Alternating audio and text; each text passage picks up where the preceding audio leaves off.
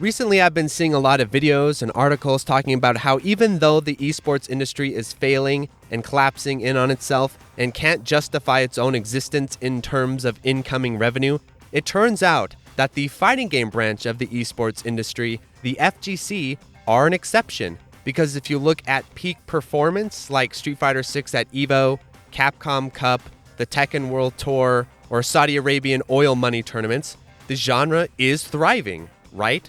Look at this prize money. Look at that revenue. The future is bright. What could go wrong? Well, this sort of talk reminds me of how people must have discussed the growth of the stock market right before the crash of the 1920s, or how genius of an idea it was to use hydrogen to fly the Hindenburg, because hydrogen is the lightest element after all. But underneath the glitz and glamour of esports broadcasts and press releases and the sales of the top earners, there are a lot of genuine concerns for the fighting game genre that are not reflected by how many tournament entrances EVO gets every year. For example, look at what has happened to the middle-class fighting game, the non-esports fighting game. Where is it, first of all? When was the last time you saw a new fighting game franchise emerge? And when I say emerge, I don't mean from the depths of the internet like Melty Blood. I mean from an established studio that is interested in stepping into the genre as a smart business decision. I'm no economist, but I believe that one of the biggest signs of economic health is the idea of upward mobility. Can an emerging studio make money entering into the fighting game genre? And how often does this happen? And as excited as we all are for the sales of Tekken 7, it seems that we've forgotten about the demolition of its peers like Soul Calibur, Virtua Fighter, and of course, Dead or Alive, a favorite franchise of mine that I'll be discussing in depth here very shortly. But I bring up the idea of esports because it has certainly become the new paradigm in which fighting games are created, discussed, and played. But in my opinion, despite all the warm and fuzzy talk around the success of esports, if this paradigm continues to be the primary way in which fighting games are designed and consumed, I think this genre is going to collapse underneath its own weight. Because let's start off by talking about how competitive environments work in the first place. Let's take the example of three similar games like Soul Calibur, Tekken, and Virtua Fighter. Let's say you have these three similar games and you present them to a player base. And let's say you have the player base engage with these three different games in a competitive format. It's not going to be the case that the player base is going to divide equally across these three games. What is going to happen is a phenomenon that I like to call player snowballing, which is basically one of these games is eventually going to get the edge over its peers one way or another. Maybe it appeals to a certain casual demographic better. Maybe it appeals to other demographics better. Whatever it is, one of these games is going to get an edge. And when the game gets an edge, what's going to happen is that players competing in the other games are going to look over. They're going to see, in this case, Tekken and say, hey, Tekken isn't that different from Virtua Fighter, or Tekken isn't that different from Soul Calibur, and I want to be in the most relevant, thriving competitive scene. So I'm going to start playing Tekken. And as more and more people slowly start to do this, it drains away the player bases of the other similar games to the point where now you show up to a tournament, you've got 8 people there playing Dead or Alive, you got 8 people there playing Soul Calibur, and you've got 500 people there playing Tekken. Of course, the people playing those smaller games are going to have to eventually just go ahead and move over to Tekken if they want something competitive. Because in a competitive environment, the game with the most competition is the most valuable, not the game with the best overall game design or the best combat design even. It doesn't matter if you are the best Virtua Fighter player in all of the United States if there are only 15 other Virtua Fighter players in the United States, even though in my opinion, Virtua Fighter is a much deeper, more well-developed combat system than Tekken. It is still much more impressive as a competitor to be the North American reigning champion of Tekken because the amount of competition is higher. The tone of that competition is more intense and the stakes mean a lot more. It means more to win a tournament with a bunch of prize money and potential sponsorships or whatever, some sort of career at the end of it, than it is to win a tournament of maybe a more complex, difficult game, but against a guy where no one cares, no one's watching. So this is the big problem with the esports model when it comes to game design, when it comes to the overall health of fighting games. Because if you only care about Street Fighter, if you only care about Tekken, I still think there are problems, but I'll leave that for another video.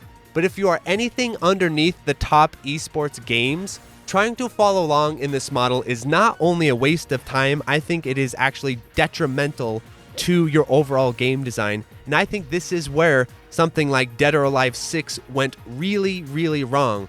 Dead or Alive 6, the idea was, hey, we're going to try to fit in Dead or Alive into this esports model by one, kind of cleaning up the sexual presentation of the game, cutting away at that audience, and also like tightening up the mechanics and then adding in trendy stuff that other people use, like meters and everything. Like, we're trying to make Dead or Alive feel and play more like Tekken and more like the other games out there. And you know what ended up happening? The worst of all outcomes, which is that Dead or Alive 6 doesn't appeal to the core strengths of the franchise, nor does it have the potential or even interest to become a major esport. So it was a game made for everyone that ended up being for no one. We are seeing this trend over and over with Team Ninja. They also made this mistake with the rise of Ronin.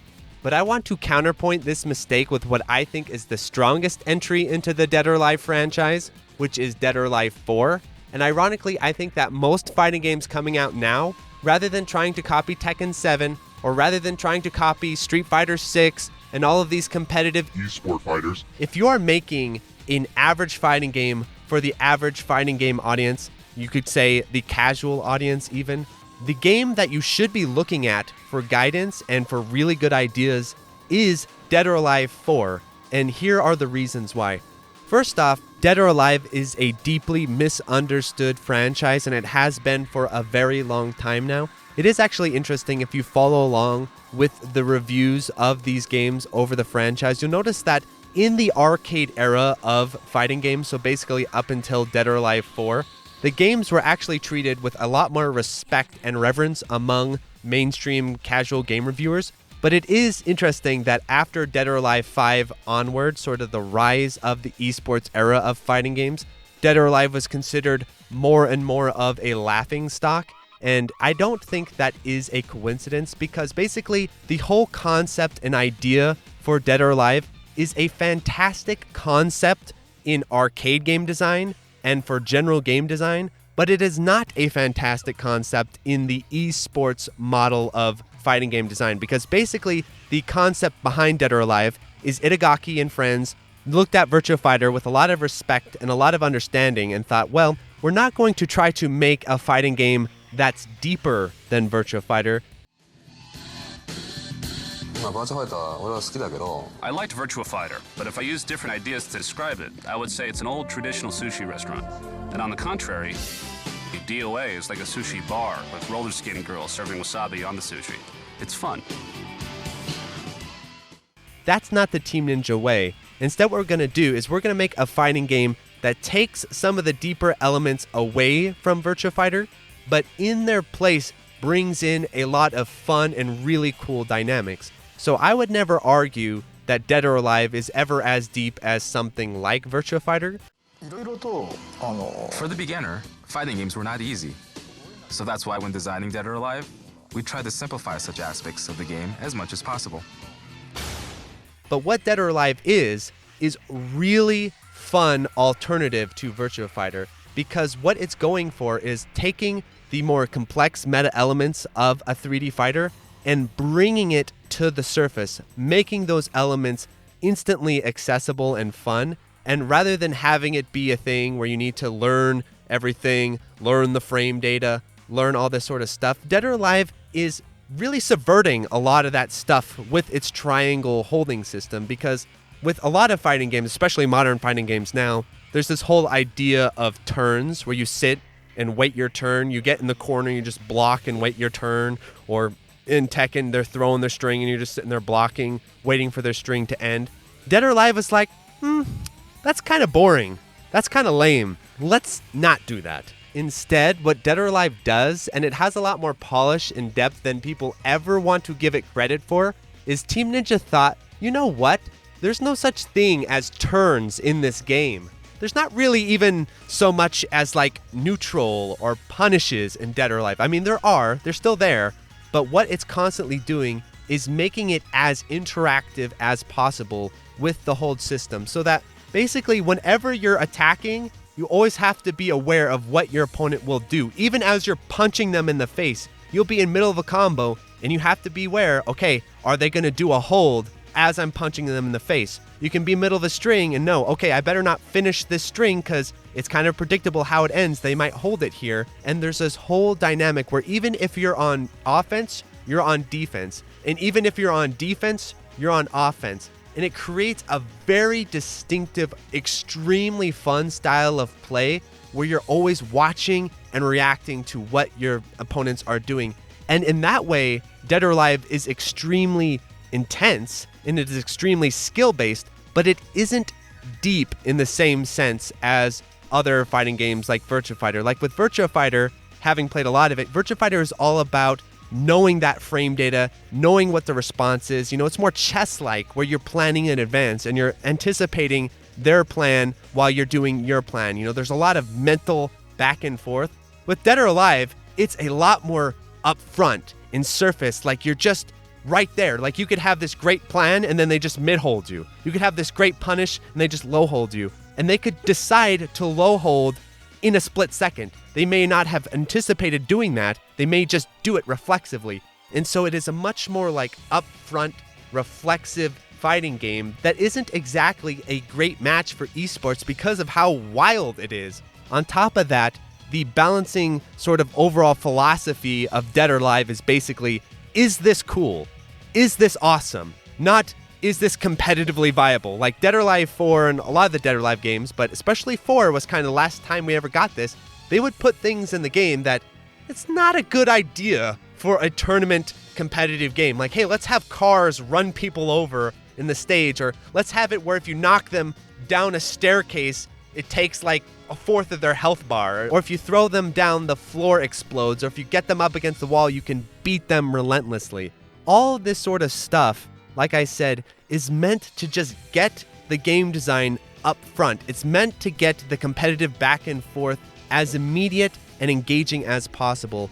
And what Dead or Alive is really strong in that I don't think other fighting games have in terms of its overall feel, everything is a hit confirm. Everything is reactionary.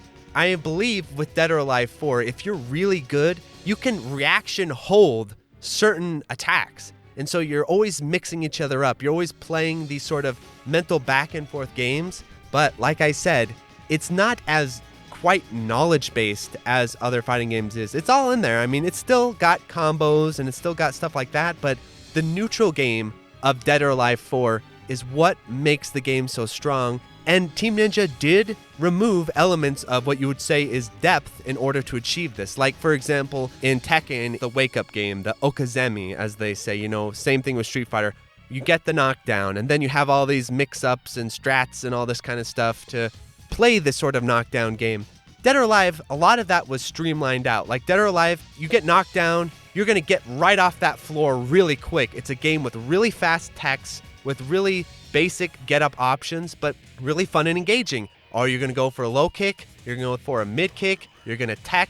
You're going to side roll? It's less complex in that way than other 3D fighters, but it's so dynamic. You can tell Team Ninja what they really want is pace. They want the game to be really dense and fast, and that is exactly what you get. Dead or Alive is just a dog match of a fighting game, and that's why I love it so much. It's just visceral, constant. The pace of this game is unmatched, and the type of player that I think Dead or Alive is trying to appeal to is that legacy arcade crowd, the guys who play Super Turbo. Is Super Turbo really deep in terms of its mechanics and all that kind of thing?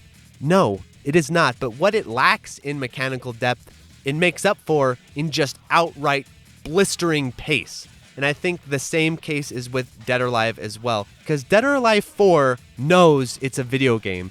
It doesn't think it's an esport. It doesn't think it's chess.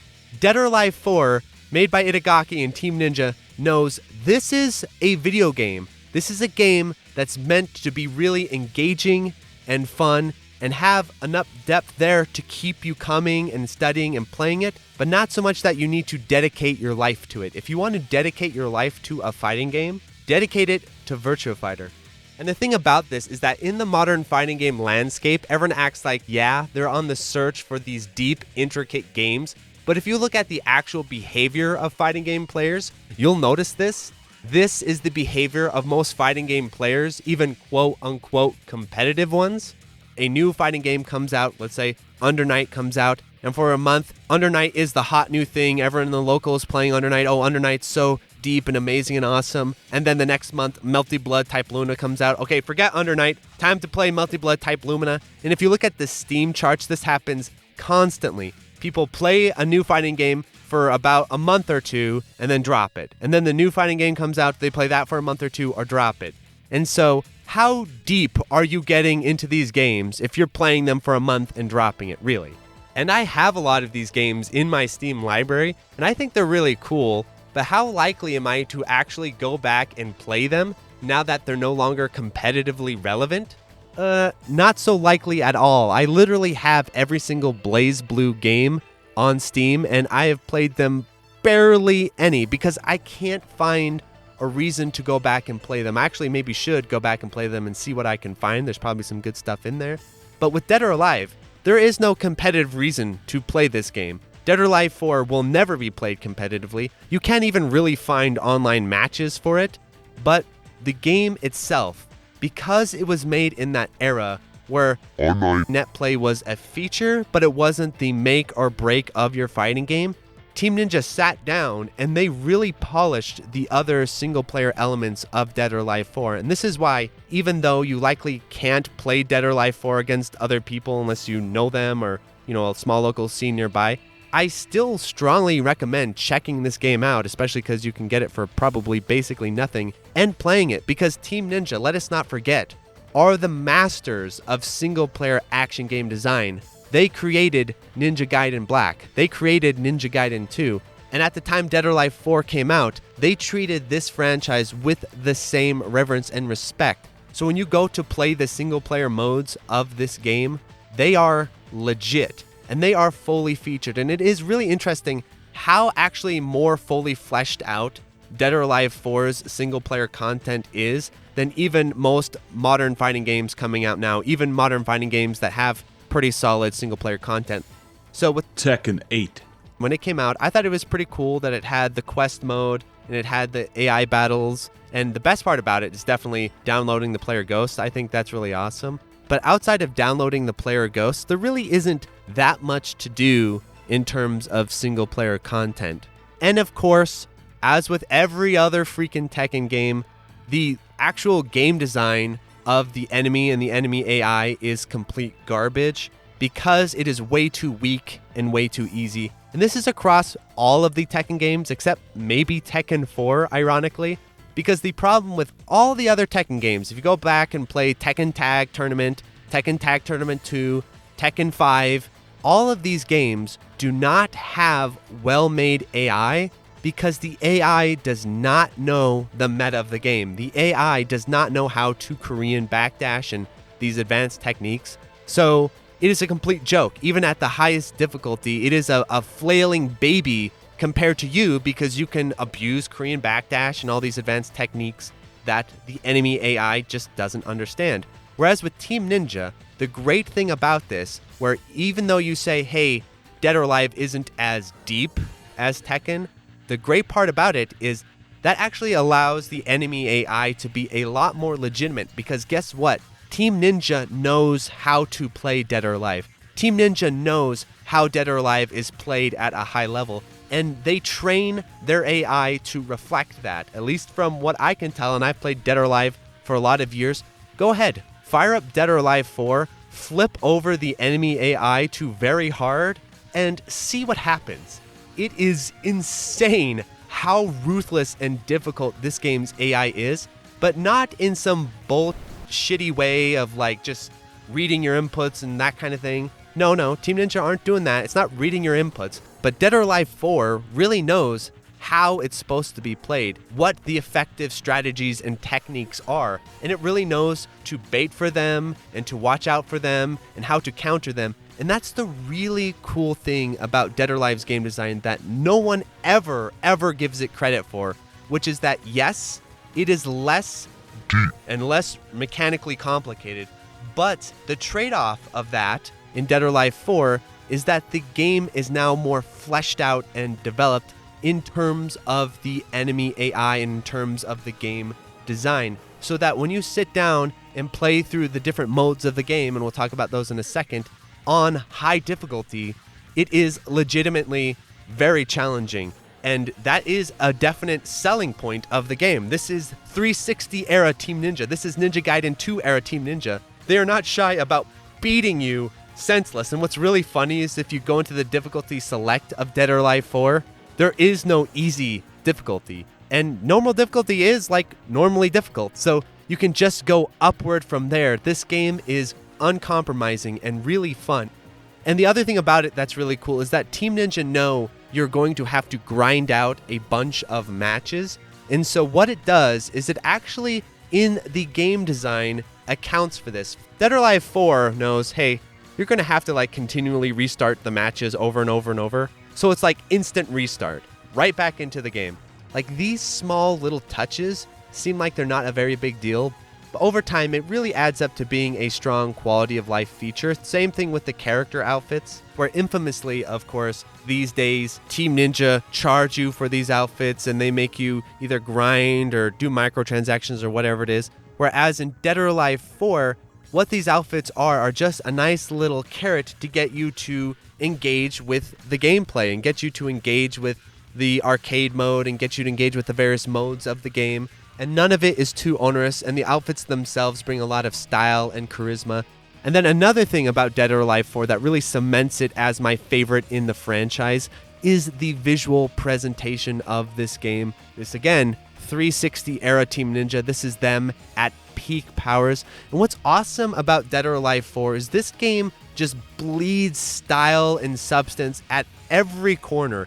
Even the opening menu, rather than just having this boring static menu, is like these cool panning shots of the different environments, and the UI just looks great, and then the character select looks great, and then even the life bars look really cool, and like when you start the round it has that sort of inversion color, and then when you beat the round it has that cool slowdown and replay and all that. I mean, this is all DOA stuff, but it just is really well done in DOA 4, and then the overall visual design of DOA 4 I think is just perfect. I love the way this game looks because it's this nice blend of realistic, high production value assets for the backgrounds and the textures and all that sort of stuff, but then a really nice stylized presentation for the characters and especially the female character models. I know that Digital Foundry are not big fans of this doll-like aesthetic for the characters.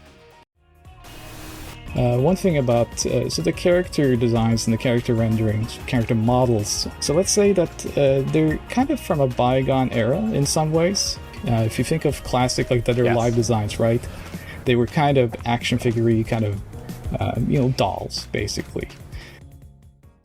But I think it actually ages and looks much better over time than even photorealistic looking female characters coming out now, because you can bet over time that uncanny valley effect is going to set in eventually. You can even see it now with Dead or Alive 5. Like, Dead or Alive 5 looks a lot more realistic and all that, but those graphics just look a little bit off by today's standards. Whereas Dead or Alive 4, because it's leaning more into a stylized presentation, I think it looks great. And I really hope that with Dead or Alive 7, if we get a Dead or Alive 7, we get a little bit more of this visual presentation for the characters rather than trying to be just as photorealistic as possible. So even now, playing Dead or Alive 4 on my Xbox 360, I was like, wow, this game looks really good, even by 2024 standards. And it is funny that as time is going on, I think we need to start dropping this concept of console generations, like, oh, this is from the PS4 generation, this is from the Xbox 360 generation, and instead just focus on the budget of the visual presentation, because I think that is actually much more relevant now than what generation a game belongs to. Like with film, you don't describe film in film generations usually so much, except if they're really old. But now what we usually talk about is budget. Is this a high budget production? Is this a mid budget production? Is this a low budget production? And I think the same can be said here with Dead or Alive 4, where yes, it is from a previous console generation, but it is clearly high production value, high artistic merit, and so it looks great even to this day.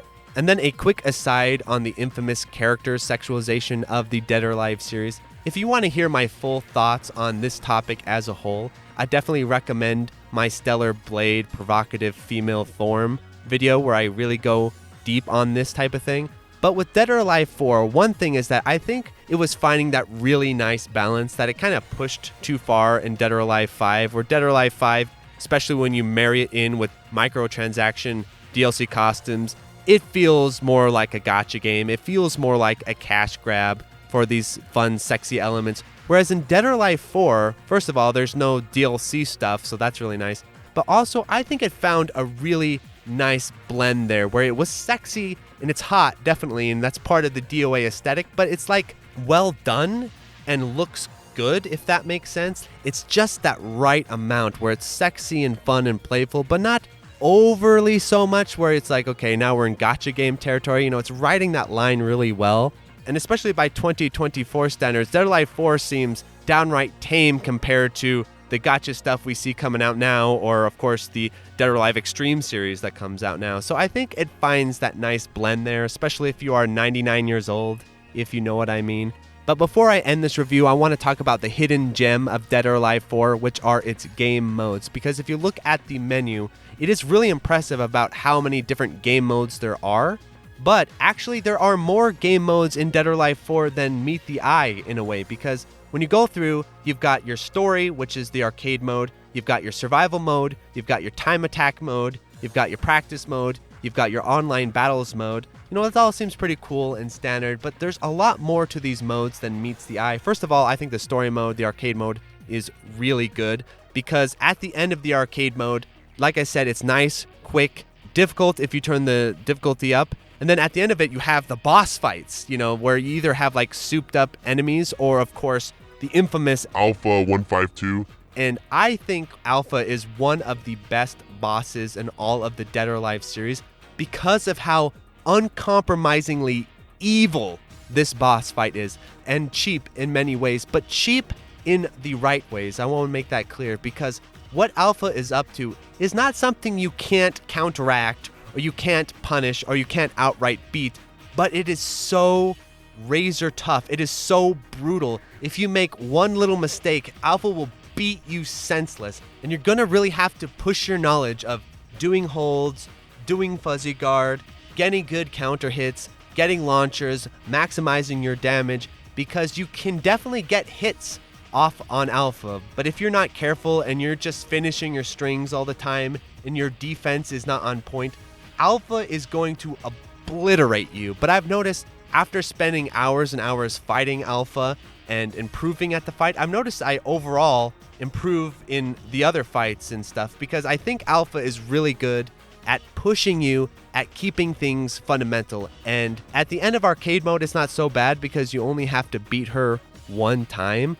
But that goes to time attack mode next. And time attack mode is really underrated, and I definitely highly recommend it, because the cool thing about time attack mode is that it's like arcade mode, except it's high difficulty the entire time. So you know how in arcade modes, the first few opponents are baby easy, even at higher difficulties, and then they start getting more difficult and challenging as they go? Well, in time attack mode, that difficulty curve is just max difficulty the whole time. So if you're on hard mode, they're maximum hard. Normal mode, the maximum normal. Very hard, the maximum very hard. And so you get more meaningful fights all the way through. And then at the end of it, you have to fight Alpha and beat her twice in a row, because it's 2 rounds rather than 1 round. And holy crap, you can just watch that timer go on and on and on as you try to defeat Alpha 2 times in a row. But what's really awesome about the time attack mode and survival mode of Dead or Alive 4 is that there are online leaderboards for this mode, so that even if you can no longer find people to play against head-to-head, you can still compete against other players with time attack and with survival. And that is the main way I play the game now, and it is really fun and challenging, especially on very hard mode. And what I'm really impressed by is not only are there online leaderboards for the different modes, but there's online leaderboards for the different difficulties. That is key. So if you go to play very hard mode, for example, which I always play on, there is a separate leaderboard for very hard mode than there is for normal mode, which is really important, but it's a small detail I think a lot of developers could easily overlook. So the game actually has a lot more distinct modes than appears because of the different difficulty options. And the same thing with survival, but not only does survival have online leaderboards, it actually has a built-in scoring system. This is one of the most cool, fleshed out modes in fighting games I've ever seen, because now, even if you have no one else to play, you can still grind out leaderboard runs in very hard survival mode, which is certainly challenging, by going for high scores on the leaderboard. That is so cool. That is something you'll see in arcade games and shmups, and I think that adds a lot more depth and replay value to the single player content than all of this RPG story mode crap that we're seeing in modern games now. Like Street Fighter 6 having a Yakuza type mode tacked onto the side of it that you'll play through one time and then never want to look at again. Or even if you like that mode, it doesn't really integrate back into the main gameplay. I think instead having a scoring-based survival mode with a built-in leaderboard for single-player content is much more in line with what makes single-player content in fighting games good. And that is the big problem with modern fighting games now, where they are offloading all of their content onto the competitive community. And so if the competitive community isn't there, if the net play isn't there, if the player base isn't there, you basically have a dead game on your hands. Whereas with a lot of these older fighting games, especially in this 360 PS2 era, you even notice this with Guilty Gear XX, is that they were trying to bring in more formal modes of game design into the single player content. That is something I really appreciate, and that is good game design. And the end result is that all of these years later, playing Dead or Alive 4, because it's so self-contained, because it's so well developed in terms of the AI, in terms of the combat system, in terms of the visuals, in terms of the modes,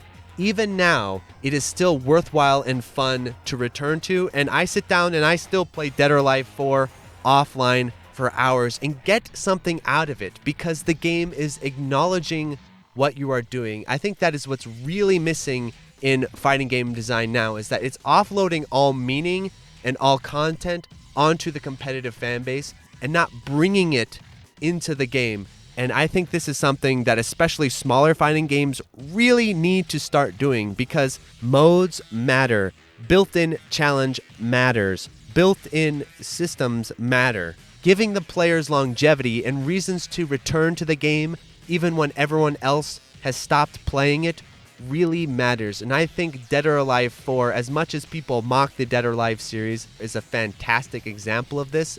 And so if you haven't tried Dead or Alive 4, I highly recommend it. Of course, you can get it on the Xbox 360, and you can get it via backwards compatibility on the Xbox One. I enjoy playing it on the Xbox One with the online leaderboards. Those you don't need Xbox Live for, by the way. You can submit to the online leaderboards without Xbox Live. Unfortunately, there is no PC release of Dead or Alive 4, and it might not ever have a PC release on Steam, because I'm pretty sure it was funded by Microsoft to some degree. But you can play it on Xenia Canary on the PC. Yes, there are some graphical glitches and some audio issues and stuff like that, but hopefully as Xenia continues to develop, those will get smoothed out as well, because playing it on Xenia outside of the glitches is really awesome and really cool, and probably will be the primary way people play this game in the future. And so if you enjoyed this review and this discussion, please like, subscribe, tell all your friends, support the Patreon if you can. I'm planning on going full-time in September of this year, so any Patreon support right now is very much appreciated. And if you enjoyed my review of Dead or Alive 4, keep an eye out for my other fighting game reviews, like my Tekken 8 review and some other ones coming up here. So yeah, thanks so much. Adios, everyone. So thank you to the $5 patrons: 100, Absconditis, Accepting Panda, Admiral Coconut, Anhold, AJA, Alexander Pfeiffer, Anthony A, Arcade Hell, Arrow Viper, Owleye, Autonamed, Beelit, Beam Pit, Bo, Beetle Dames, Boghog, Board Basmati, Borgie22, Chase Palumbo, Chris Yusufovich, Christopher R, Chronic Burnout 3, Clara Cliff, Clay Binkley, Climby Coyote, Coast, Colorboy, Cooksan666, Cook Some Soup, Des Audio, Dances with Incels, Darren Griffin, Dave Hansen, David Crespo, Delta Tango 6, Dick Jones, Dingo, DJ420 Praise It, Drano, Dr. Bosky, Elias Alonso, Eric Houdini, Fabra, FCK, F Deluxe, Friskin, Florida Sucks, Frames Per Human, Francisco, Full Set, Game Boy Guru, Geese Machine, GPM, Gustavo Sanchez, Hausu, Hero Death, Kiki Hime, HUD, Jake Ryan, Jacob Valenzuela, JLab, JBRPG, Jink Hans, John Kelly, John Longwalker, Josh Mayer, K, K2, Contain, Craze the Boys, Mieshma, Malaise, Mario Simic, Mars Bar, Matt O'Leary, Maz, Megadeth 859, Minung, Meister, Mewjam, Milo Shamel, Misha, Munro, Nathaniel Davis, Neon Dagger Games, Neela Agitis, Okla Kugels, Ospe, Pedro Perez, Poorly Written Protagonist, Psycho Blizzard, Queen Charlene, Ralph Tuhilo, Raul, Rapido, Real Skeen, Ren Halt's Time, Retro Schmupper, Rory Starks, Rolf015, Ryan Bartlett, Scanline City, Segfault, Shazzy, Shmup Junkie, Sirapong, Sky2K, Spiders STG, Steady AI, Steve Fiction, Street Magic, Superfunk, Temzarian, Taze Ryu, The Boot Rex, The Dirty Screech, The N1, The Old Bensta, Toho Rosardi, Travis Arbon, Sugumo, 2IU, Twilight EX, Unikoi Roots, Ursua, Ushi Mushi, Vic Viper, Beautiful, Wabby Legs, What Is This, Zachary Patton, and Zeal.